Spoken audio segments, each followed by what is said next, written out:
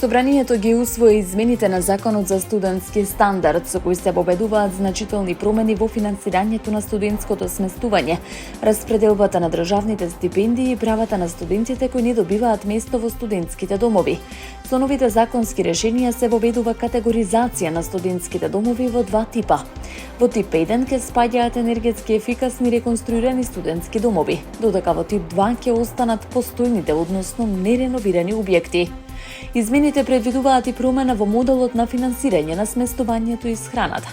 За домовите од тип 1 државата ќе покрива до 40% од трошоците наместо до сегашните 50%, додека за домовите од тип 2 субвенцијата останува до 50%. Практично ова значи дека студентите кои ќе бидат сместени во реконструираните и енергетски ефикасни домови ќе плаќаат повисока партиципација. Цените ќе се утврдуваат врз основа на реалните трошоци за одржување и функционирање на домовите.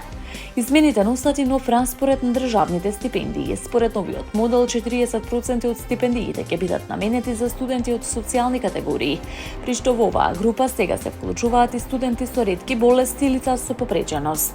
Досега за оваа категорија беа предвидени 49% од стипендиите. Дополнително 35% од стипендиите ќе се доделуваат за студиски програми од стратешки интерес за државата, додека 25% ќе бидат резервирани за студенти со особен успех во учењето.